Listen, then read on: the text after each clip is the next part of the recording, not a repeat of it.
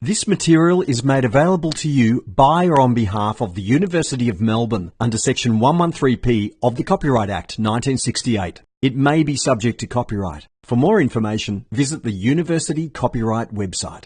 About alignments and mappings, but we will focus today on a very important aspect of alignments, which is how do we score them. So we're going to talk about scoring or substitution matrices as well, and how they have been proposed over the years, and what are their impact on the analysis we're going to carry out. So, what's going on? Sorry about that.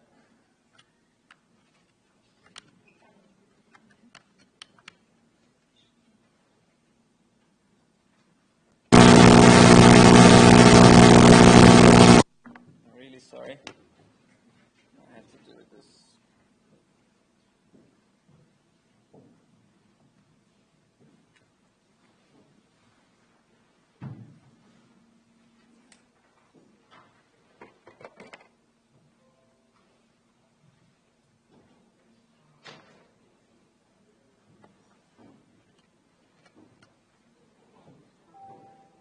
All right. Okay. This shouldn't happen.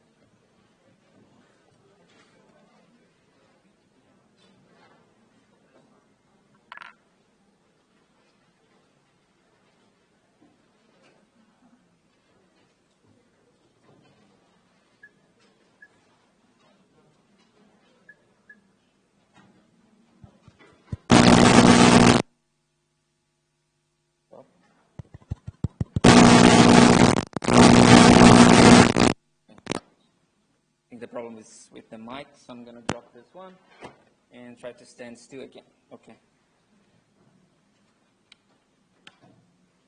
No, this is not working. Sorry about this. I'm just going to give a quick call to...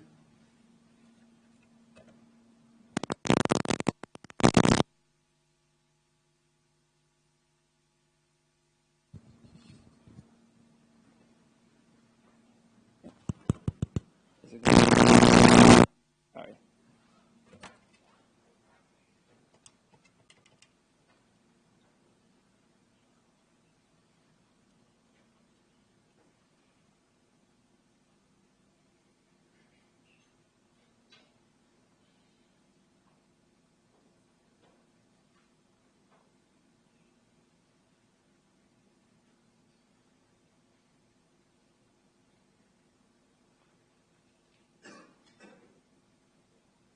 Hi, my name is Douglas Spears. I'm at Syndicate Theater at the Glenn Davis building. I'm in the middle of the lecture, and the microphone is making a terrible noise.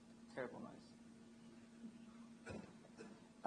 It's static or something like that. So it starts and then it goes off like crazy. And it seems like it's the table microphone, not the lapel one. Can I just disconnect that? Okay. Okay. Okay. Okay. Yeah, sounds good. Thank you.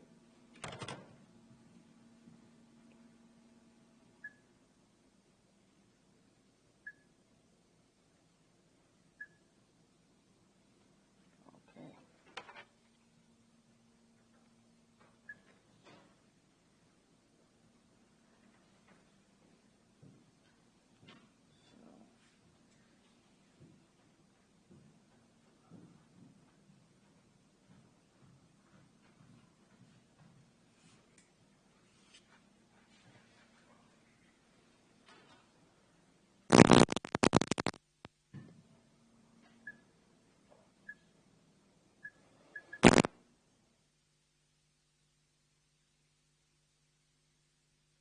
let's give this a second go. If it doesn't work, I'll try to speak louder, and that's it. So hopefully this will still be picked up on lecture capture. Really, really sorry about this. Okay, let's get back on track. So we're talking about scoring matrices today, and the purpose of a scoring matrix is to score an alignment, and of course the optimal alignment will rely on the scoring matrix and the scoring systems we choose. So on a scoring system, we will be talking about rewarding matches on the alignment and penalizing mismatches and gaps as well. So a very simple match-mismatch score will simply give points to matches, and we'll deduct a point to mismatches and gaps. And we can generalize these concepts, and a way to represent the scoring system is a substitution matrix, like this one, for instance, for DNA. So basically, we're showing on this scoring matrix that our matches, the diagonal, will give a point, and anything else we deduct a point. Okay? This is a very simple way to approach this. And basically, we're going to assign a score for each pair of characters on our vocabulary. In this case, we have 4 letters. And this will generate the scoring matrix, which is a symmetric matrix, meaning, let's say a mutation from T to A will have the same score as a mutation from A to T as well. Okay? And it's n by n, where n is the number of characters we have in our alphabet. In this case, 4 for nucleic acids, which are the 4 different nucleotides we have for DNA and RNA. And in case of proteins, we will have a vocabulary of 20. So we have a 20 by 20 symmetrical matrix.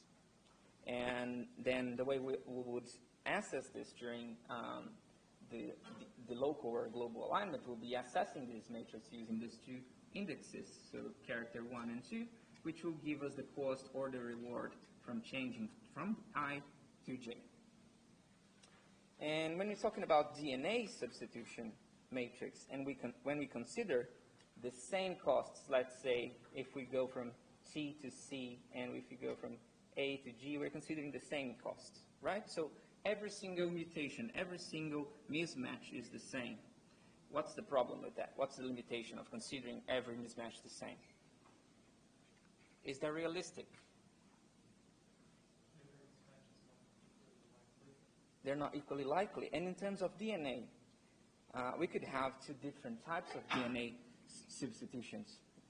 So the 4 letters we have in our alphabet, A and G, adenine and guanine, are actually purines, which have 2 rings merged together here, while pyrimidines, cytosine and thymine, only have 1. So we can have actually 2 types of transitions, of mutations. One of them are actually called transitions when we change from shape. For instance, when we're changing one purine to the other, or when we're changing one pyrimidine to the other. So this is a transition. And we could also have transversions when we're changing from different, based on nucleotides of different rings. So if we go from adenine to thymine, we're having a transversion. And yeah, transition mutations occur more frequently in nature. And that's due to their molecular mechanism. They're similar in shape. And even though they're rarer, so there are only 4 possible transitions, A to G, G to A, C to T, T to C. So you have twice as many transversions. And even though you have twice as many possibilities, transitions are still more frequent in nature. And actually, transitions are also important because transitions are less likely to change the resulting amino acid substitution if you are considering a protein coding region. For instance, if you have a transition, it's very common that you're going to encode the same amino acid. So it will be a synonymous single nucleotide polymorphism. And you can think that it's a less dramatic change than a transversion. Okay? And how do we capture this fact in a substitution matrix? For instance, what we could do to try to differentiate between transitions and transversions. Penalty for transversion would be higher? Yep, that's pretty much it. We can do something like this. Arbitrarily, we can say, for instance, that matches will have a score of 1, transitions would have a score of, matches would have a score of 2, a transition would have a score of 1, and transversion score of -1. And on the matrix, you can see that we have twice as many transversions as transitions. So we have 4 transitions and 8 transversions and 4 matches. Okay? This is a very simple way just to consider these two types of mutations differently. That could be more realistic in terms of the biology. And what about protein substitution matrix? When you consider a protein structure, building a substitution matrix to encompass the diversity of amino acids in a protein is very, very complex. It's very, very difficult. And that's due to the fact that we're dealing with the fact that protein structure and function are intricately related. And that considering that proteins are composed of 20 different letters, 20 different amino acids, with a huge variety of physicochemical properties. And protein structure and function being closely related. So a protein will fold to a very specific structure that is closely related to its function. So you can imagine if you disturb this structure with a mutation, you could affect function. But since we have so many different amino acids, and they're groups of amino acids, for instance, you have amino acids that are hydrophobic, you have amino acids that are positively or negatively charged, so you can't consider the mutations the same. If you change from one positive to a negative, that's a quite dramatic difference. If you change from a very small amino acid to a bulky one, it is also a very dramatic change. So you need to convey on the substitution table something called conservative mutations as well. So substitutions that are less dramatic that might not affect protein structure and function. And these physicochemical properties of these amino acids have determined how they've been substituted over time across evolution.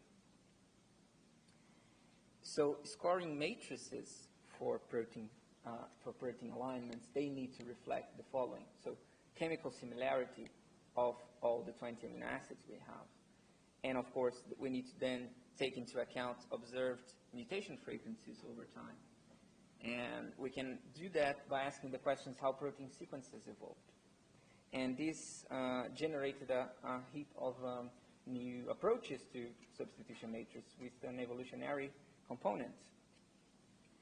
And in terms of protein substitution matrix, we need to know then how often one amino acid is substituted to another in a related protein. For instance, we consider a family of proteins.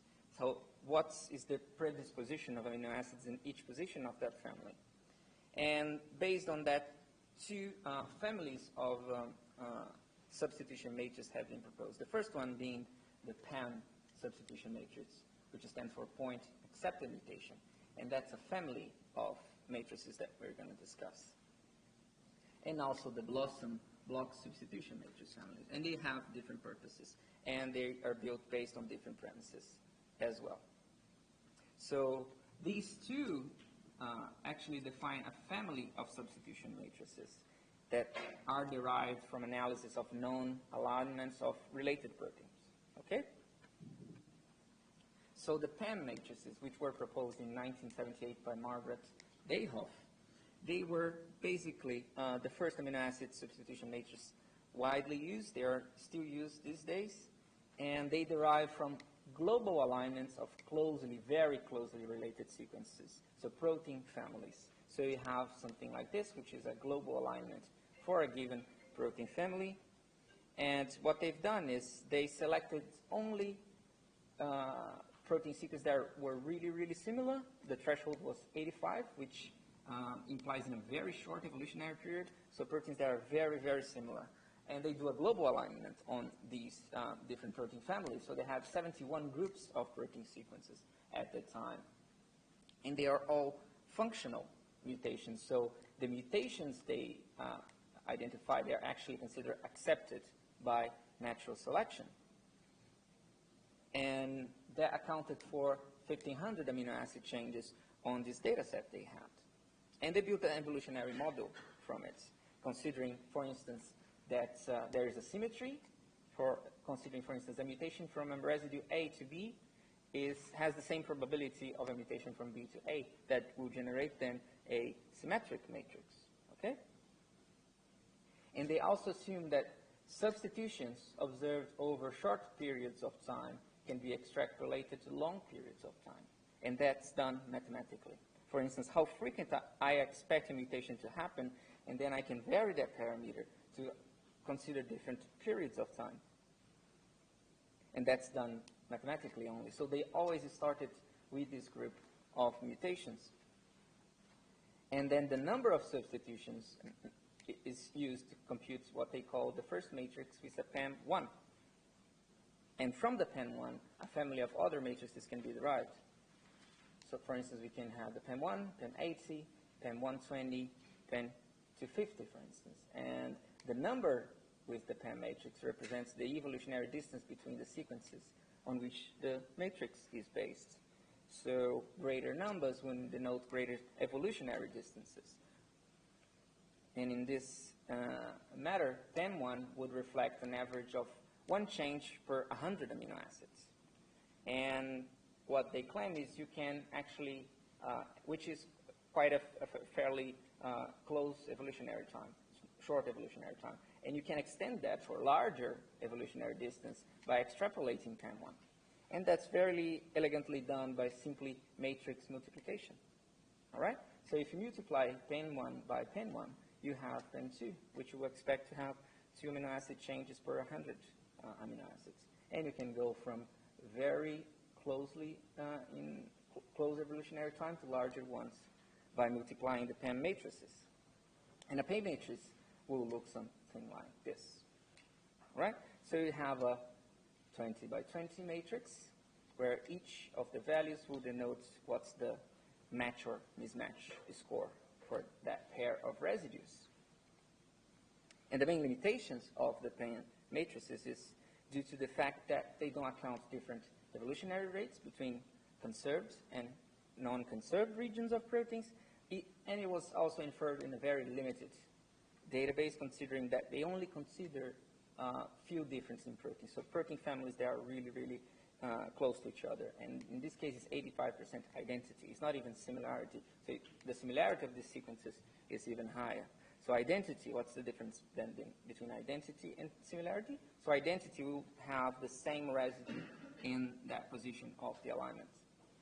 And things that we can notice from this matrix is our diagonal are the matches. And what happens is a few residues are rarer than others. So a really rare residue will have a really high score. For instance, tryptophan. Why is tryptophan so rare?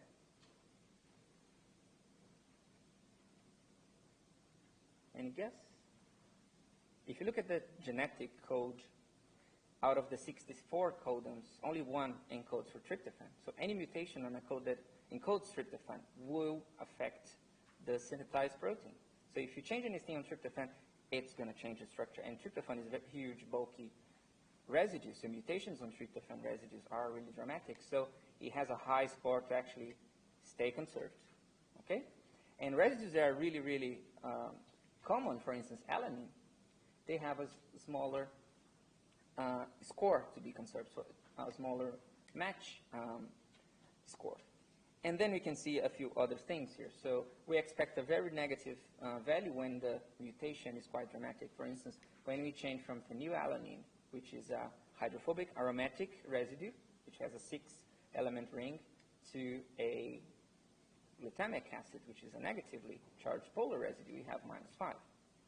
Okay? And when, for instance, we have a similar change or a conservative mutation, we expect to have a positive value. For instance, if we change from isoleucine to, where is leucine? To leucine, we have a positive values because they're both small hydrophobic residues. So that's the way the PAM matrix will encompass these conserved or not mutations. And another limitation of the PAM matrices is at that time, not only it was considered, they were built on a small data set of proteins, most of them were small globular proteins, which is not representative of what we have in the body, for instance. So we have a bias. So this matrix is, in that sense, biased towards the information they use to build it. And a while ago then, Heinikov came with the idea of generating the blossom matrices. So the blossom, differently from the PAM, is considered a considerably larger number of protein families, 500, which were actually distantly related, and you can tune the different identity thresholds to generate different blossom matrices, and the scores are derived from substitutions in blocks of ungapped local alignments. So the PAM matrices, they are based on global alignments, and the blossom is based on ungapped local alignments, and this ungapped local alignment is called a block, okay? And only blocks of a given similarity are chosen, and we'll compute the frequency of substitutions on that block. And then blossom, again, will define a family of substitution matrix. So blossom X is based on a cluster of blocks of sequences that share at least X identity. And the most common one is blossom 62. And this value will then model the evolutionary distance between the sequences. And blossom 62, for instance, is the default matrix for BLAST. And similarly to the PAM matrix, we'll see that really rare residues will have a high score for conservation compared to other that are not that rare. And we'll also see that conserved substitutions, let's say we're changing from a tyrosine to a phenylalanine, so they're, the only difference between them is just on hydroxyl, also have a positive value there. So what's the difference between PAM and blossom and the different PAM and blossom families? So when you consider a larger value for blossom, a smaller value for PAM, you consider that your sequences are less divergent, and when we go increasing the PAMs and decreasing the similarities within the blocks, you get more divergent sequences. So you need to choose them based on what group of mutations you have in hand. If they are more divergent, you choose one of these. If they are less divergent, you choose one of these. If you don't have a clue, it's probably a good idea to start in the middle. So blossom, one important difference between them is blossom matrices are directly calculated.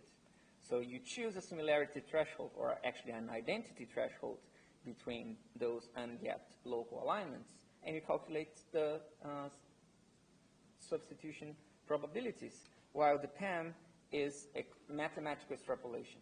So you basically changing your expectance rate of mutations over time, just making a mathematical calculation on the original matrix. So in general, blossom matrices will perform better for local similarity searches, while PAM matrices will perform better for global alignments, okay? And for closely related proteins, as I mentioned, you'll be looking at a lower PAM or a higher blossom matrix. And for distantly related proteins, it will be the opposite. So we'll be looking at higher PAM values and lower blossom matrices. And as I mentioned, the BLAST default for database search is the most commonly used matrix, which uses actually blossom 62. So we talked about how we define our penalties and our values when we have either a match or a mismatch. And we need to discuss as well what we do with gaps or insertions and deletions. They're a very important aspect of alignments as well. So, and the question is, how do we score insertions and deletions? And the first thing is, why do we penalize gaps? We need to penalize gaps heavily for these reasons. So allowing insertions on arbitrary large number of gaps can lead to high scoring alignments on non-homologous sequences, something we don't want. So if you don't penalize gaps properly, you can keep inserting gaps to maximize the number of matches you have. Okay? So you can actually create a perfect alignment. If you, let's say your gap penalty is 0, you can match every residue to the other potentially. Okay? So we need to keep the number of gaps down. So the optimal alignment for two similar sequences usually will try to maximize the number of matches. We are looking for sequence similarity, but we'll also try to keep the number of gaps down. Okay? And of course, there is a trade-off between the two, because if you add gaps, you reduce mismatches. But if you keep adding gaps, you are more likely to find non-homologous matches. So penalizing gaps heavily forces the alignment to have relatively few gaps and increases the likelihood of finding actual real similarities. But how we do this? How do we penalize gaps? We usually assign a negative score to a gap. And one thing that we need to keep in mind is to keep the number of gaps low, we need to have a gap penalty that is several times greater than a penalty, let's say, for a mismatch. And that has a biological reason for that. For instance, if you have a protein coding region and you have a mutation and you have a gap, that insertion or deletion could, for instance, interrupt the entire polymer chain. For instance, you have a codon and you have a mutation that encodes for stop codon, that truncates the rest of the protein. And for instance, if you have that an insertion, that could change the whole reading frame. If you also have a protein coding region and you have a frame shift mutation, that will basically, let's say you have an insertion that is not a multiple of 3. So if you insert 3 new nucleotides on that region, you're going to basically insert a new residue. Let's say you insert just 1. You're going to change every single residue from that one. So gaps are really, should actually have a really high penalty because of that. A very naive approach for gap penalties would then be, let's say we have a fixed penalty, let's call it sigma, for every gap we have on our alignment. And let's say if you have one indel, one gap, you have a minus sigma. If you have 2, then you have 2 consecutive ones, you have a minus 2 sigma. If you have 2 gaps in different regions, you have minus 2 sigma as well. And if you have 3, you have, actually this is 3 consecutive indels, and so on and so forth. But what's the problem with that, with the fixed gap penalty? Can anyone tell me what's the problem of considering every gap regardless with the same penalty? There is a biological reason that these should be taken differently. So opening a gap and extending a gap need to be taken in consideration in a different way. For instance, for fixed gap penalty, what happens in nature is a series of a number of indels. Usually they appear on a single event rather than a series of small single nucleotide events. So if you look at these 2 sequences, this is more likely to happen than this, even though we have the same number of gaps, of insertions and deletions in one and the other. So this would be a better alignment. So the one on the left is more likely to happen in nature. Therefore, we need to think of a different way to penalize the gap. So a fixed gap penalty would give the same score for both of them.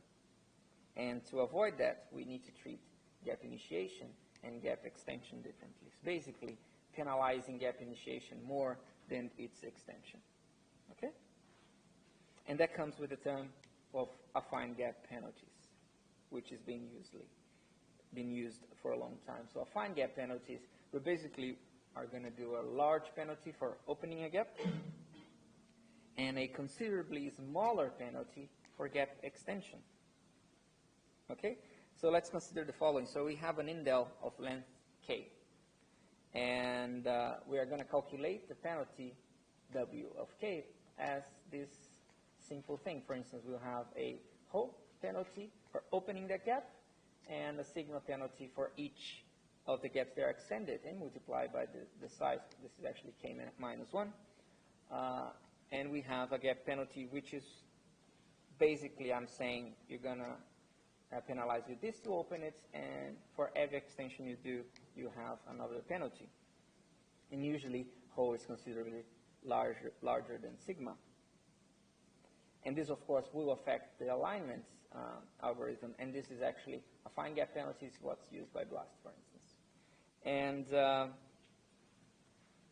now that we covered the most important things regarding alignment, so the 2 main alignment approaches are local and global. There are also semi-global alignments, which are important for read mapping of next generation data. And talking a little bit about semi-global alignments, So semi-global, it's a variation of global alignments, okay? And what basically is going to happen is we're going to allow gaps in the beginning or at the end of one of the sequences. So if you remember that backtrack or trace back matrix that we have for both local and global alignments, that matrix there, for global alignments, when we're trying to figure out what's our final alignment, we'll have always starting with the bottom right corner and make our way up to the top left corner. And when we allow gaps, so we don't penalize gaps in the beginning and in the end of the alignment, what we're going to do is we're going to start off based on the top element, so the largest element from the bottom row. And this is very important for cases that we expect that sequences are related along the entire length of the region that they overlap. For instance, when you consider this here, we expect that for our shorter sequence, this will completely overlap with the larger sequence, okay? For example, if you're aligning an exon to original gene sequence, so a gene could have exons in inference, and you know that the exon is part of the larger sequence. So you expect them to overlap entirely. So you have a variation of the global alignment that would just not penalize the fact that you don't expect it to align with everything on that sequence. And so what semi-global alignment would do, will force a global alignment along the entire length of one of the sequences, the smaller one. And this is particularly important when we have a long reference sequence and a lot of short query sequences. And we're trying to match the whole of the query against part of the reference, which is quite important for read mapping problem. When you have, for instance, next generation data, you have a lot of small reads that you want to match with a long reference. So we're going to try to do a global, semi-global alignment. So we're going to fully align this bit with the reference without penalizing, for instance, this region that is unmatched in this region, because otherwise they would be penalized by gaps. So, and we can achieve that by just doing a simple modification to our global alignment algorithm, which is basically the way we start the gaps. So the gap initiation process will change, basically saying that along the reference sequence, we start with zeros instead of starting with the actual gap penalty. And the other difference is the traceback matrix will start from the maximum score in the bottom row instead of the actual bottom right corner. And that will allow for gaps will be disregarded and not penalized in the end. And in this case, gaps will not be considered in the beginning. And then we have our semi-global optimal alignment. However, in practical read mapping for NGS data, in real cases of next generation sequencing, when we're trying to align the reads to a reference genome, we have a few practical issues that we need to consider. And for instance, we would like to use a semi-global alignment, which is optimal, but is it feasible? So if you remember from next generation data, usually we have reads of a few hundred base pairs that would try to then align to a reference that could have billions of references, billions of base pairs. And we have a huge number of reads of the order of millions of reads. And if you remember the global alignment time and space complexity, which is O(n)M, quadratic, that makes the problem quite unfeasible. So we need actually an alternative, an heuristic approach to do that, because we'll need to do usually millions of optimal global alignments. So we need a heuristic to do that. And one of the approaches to do that is called the seed alignment strategy. So instead of performing costly alignments, optimal alignments on the entire reference genome, we can rely on the few properties of the NGS sequencing, for instance, relatively low error rates. And if we expect that most read sequences are correct and we don't expect too much variation between the read and the sequence, we can do a few different things to speed things up. And for instance, we can reliably find subsequences within the reads that match perfectly with the reference. So instead of considering the whole read, considering part of it that will match perfectly with the reference. And similarly to what BLAST does, we can index the reference based on these small words or seeds from the read. And what is done then we align the reads to the seed regions of the reference only. And however, there are two common source of errors in read mapping. One is the sequencing error, even though it's fairly low considering the current hardware for NGS data. But if you have errors or incorrect reference, you will have also a poor mapping, but that could be due to poor reference of assembly. And that could happen also when your reference is for a different organism, or if you expect the two individuals, the one that is the reference and the one you're sequencing, they are quite different. They have a huge number of mutations between them. That's quite common, for instance, when you are comparing cancer and normal tissue. So a few things you need to keep in mind. And for that, BLAST isn't suitable. So BLAST is suitable when you have few long queries that you're searching for in a database, and there has been a number of different algorithms that have been proposed over the years to actually focus on read mapping. And that's when you have an actual reference to map to. But if you're doing, for instance, de novo genome assembly, then you need what's called an end gap-free alignment. So during de novo assembly, we want to reconstruct the genome giving a huge set of small reads. And one of the main principles of that is that we expect these reads to overlap in some sort. So what we're trying to do is, how do we overlap these reads to actually try to get a consensus structure, a consensus sequence? And this is done by end gap-free alignment. So in end gap-free alignments, gaps at the start and the end of the alignment are not penalized. And it's quite useful when you expect them to be at least partially overlapping, but you don't expect one to be inside the other, if that makes sense. So if you compare with a semi-global, you're just expecting a overlap. And this overlap can have actually 4 possibilities. You can have, let's say, an overlap at the end of the first, at the beginning of the first. You can have something that looks like a semi-global alignment, so one sequence within the other, and the opposite as well. Okay? And you can also achieve end gap-free alignments with a modified version of our global alignment algorithm. Basically, not penalizing gaps at the start, and the traceback matrix will start at the maximum score either on the row or the column, not necessarily on the row. And these will allow to cover all the possible combinations of overlappings. So you don't have penalties at the end, and you don't have penalties at the start. And then you have an optimal and gap-free alignments. But what's then the difference between, as I just mentioned, this is a good assignment question, what's the difference then between semi-global and then gap-free?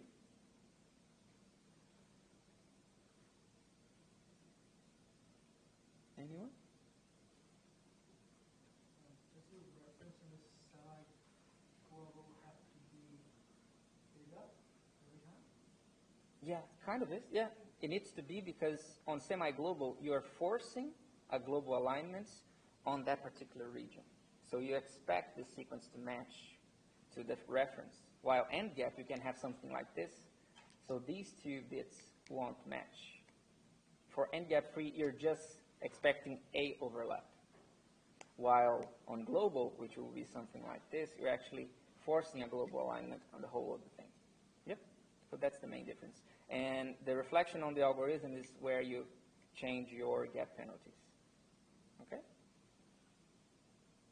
Do they have any difference in terms of their time and space complexity? Not really. You're still assessing and filling up a table via dynamic programming. But then sometimes pairwise sequence comparison is not enough.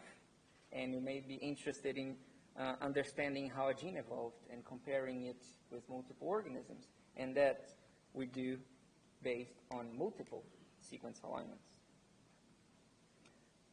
So the main goal of sequence comparison, as we discussed before, is identify similarities between sequences. And pairwise alignments, they might be unreliable for distantly related sequences. So this graph on the bottom here, it shows the percent of identical residues and the percent of correctly identified, what's the word there? Matched residues. When you have a high identity, most of them are identified, and the success rate really, really drops when you have low similarity. So when you have distantly related sequences, pairwise tends to fail. And there may be many alignments with the same score, and which one is right? And you might also be interested in identifying conserved patterns, conserved motifs in a protein family to try to understand its function and its evolution. For instance, when you look at a multiple sequence alignment and you see positions that have been consistently conserved over evolution, this might be, for instance, a residue that performs a specific function and it was selected by nature to be there every time. And to actually answer the question, those questions, you actually need a multiple sequence alignment. So multiple sequence alignments have different applications. One of the main ones is building phylogenetic trees, which is something we're going to cover next week.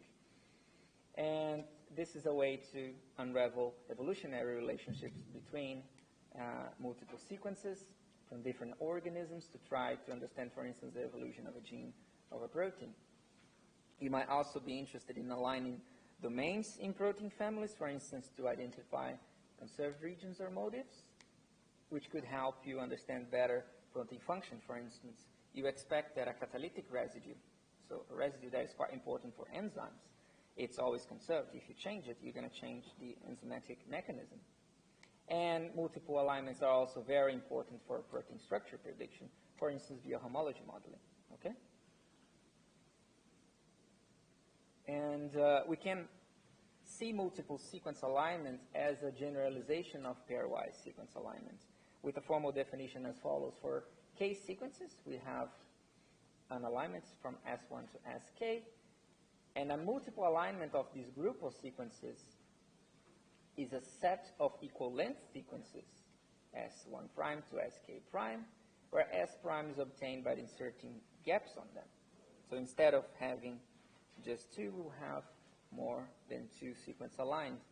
And the main goal, similarly, of multiple sequence alignment will be to find a multiple alignment that optimizes a certain score as well. And you have something like this, for instance, these four sequences aligned here, and we'll have, for instance, a position that will be a homologous position, for instance. Then we can have what you have in here, for instance, is the conservation of adenine.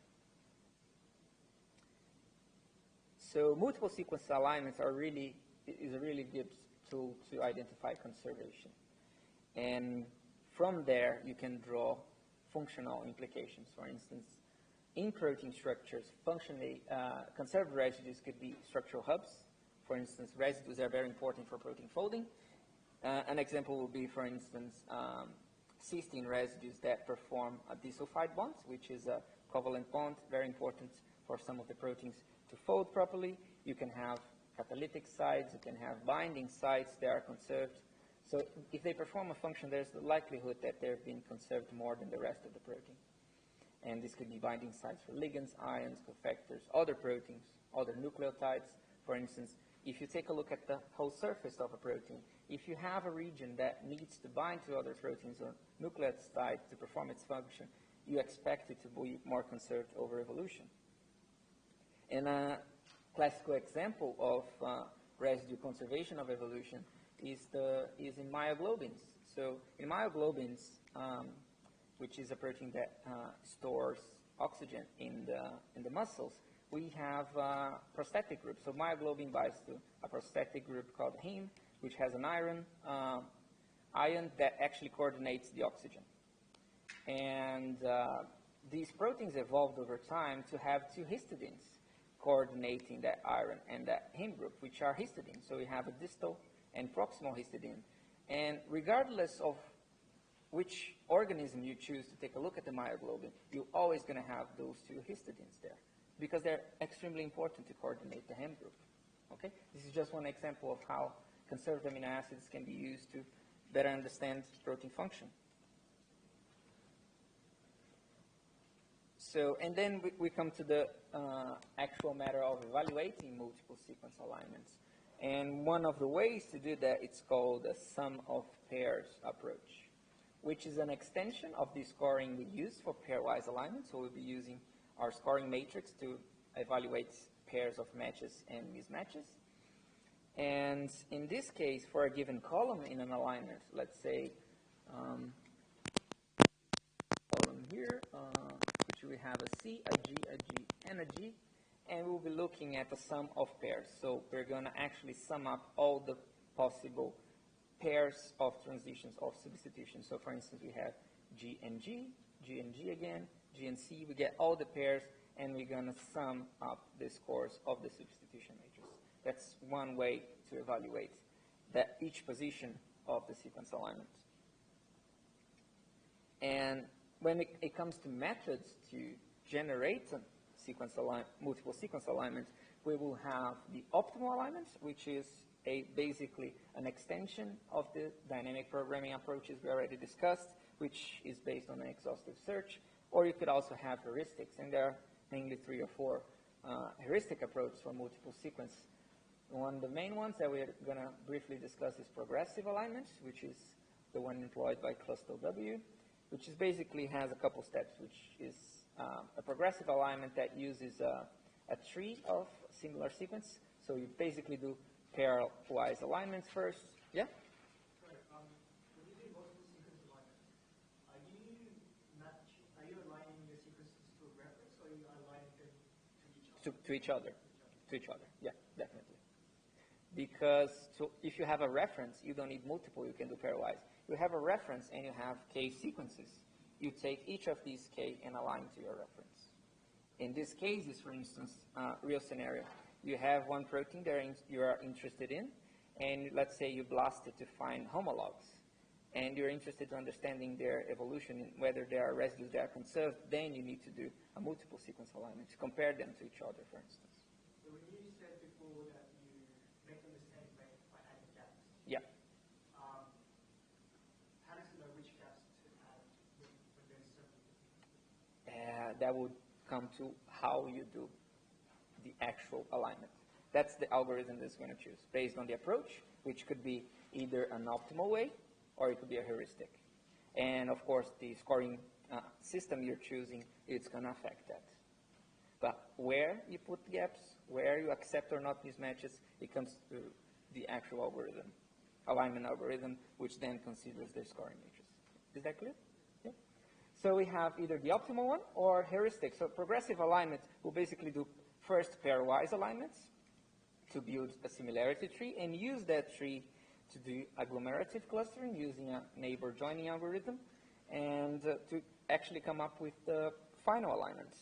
And there are also iterative methods, for instance, that are used in math and muscle that use genetic algorithms to do this optimization. And we also have hidden Markov models, which are a probabilistic way to do multiple alignments. And if we consider the optimal alignments for 2 sequences, we have our dynamic programming approach, which is basically filling up the scoring and traceback matrices, which have, let's say, we have sequences of the same size, we have a quadratic cost in terms of time and space complexity. If we have 3, one way to extend the pairwise alignment to multiple ones, let's say we have 3 now. So instead of filling up a 2-dimensional table, we are going to fill up a 3-dimensional one, so a cube. What if we have 4? What if we have 5? What if we have K sequences? What will be the time complexity? So I keep adding 1 dimension to this multi-dimensional table or matrix. What's the time complexity for the dynamic programming approach for K sequences? N to the power K, which is untractable.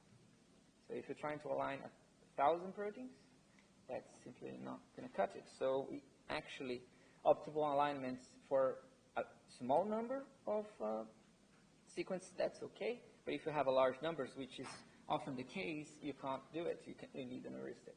Okay? And just look at one. Okay. Which is the progressive alignment based on cluster W, which is what was proposed by Thompson in '94, which is one of the most commonly used multiple sequence alignment algorithms, and it has 3 steps. So in step 1, what's going to do is calculate actually the pairwise alignments that we have. And they are based on the aligned portion excluding gaps. So if you have those 5 sequences here, it's going to generate actually a distance matrix based on pairwise alignment. So you're going to align 1 to 2, 1 to 3, and so on and so forth, all the combinations, and will generate this matrix. And this matrix will basically say which sequences are closer to each other. For instance, the closest sequences here are S1 and S2, and S4 and S5. Okay? So this is the first step. The second step will be building a guide tree considering those distances. And that's done here. Agglomerative.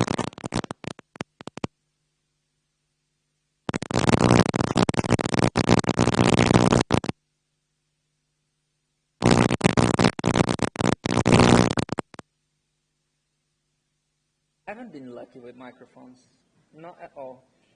Okay. Yeah. So we have a similarity or distance matrix. And then what we're going to do is build a tree. And we build a tree using agglomerative clustering or a neighbor joining. So neighbor joining will basically do is I'm going to select the closest pair. At each step, I'm going to just join and merge the closest 2 subtrees. Okay? It's a very simple approach. It's a greedy approach. But basically what I'm going to do is, well, what's the closest one here? The closest pair, S1 and S2, I put them together. So then I'll recalculate this matrix considering now 4 instances. S1 and S2, they are together, then S3, 4, and 5.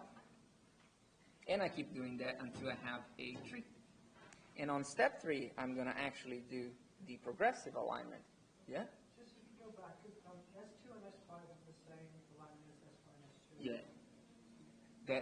Which one you start with? That's due to the way you implement your algorithm. Or either, this is a very small example. If you look at the sequences, they're very similar. So it's unlikely that you have an actual exact distance if you have sequences that are long enough. But yeah, you could generate this tree differently. And the fact is, you start with S1, S2, and I think this actually then gets S4 and S4 and S4. But the thing is, S3 is closer to S1 and S2 than to S4 and S5. So this is merged with these 2, and then the 2 groups are merged again. Yep. But yeah, if you have the same value, you need a way to decide, and it's due to the way you implement algorithm. So the third step will be the actual progressive alignment following this tree. And what we're going to do is we'll start aligning the 2 most closely related sequences. First, in this case, let's say S1 and S2. And then this align will be fixed and will never change. Okay, this is based on the heuristic, so it's approximation, right? So if a gap is introduced here, and subsequently it will be introduced in the same place in both sequences. Okay, so later on I insert another sequence and I need to insert a gap. It will insert the gaps in every single sequence that has been considered so far. And, however, the relative alignment remains unchanged. You won't change the order of things. And then you select the next pair to merge, and you keep doing these alignments progressively. And the alignment progressively built with each step being treated as a pairwise alignment. Okay? And each member of a pair might have actually more than one sequence. So, for instance, you start aligning S1 and S2. Then to that you align S3, then you start S4 and S5, and then to that you align everything together. And one important thing is, of course, this does not guarantee convergence to the optimal. It, after all, is just a heuristic approach, and there is no backtracking. So once a gap is created,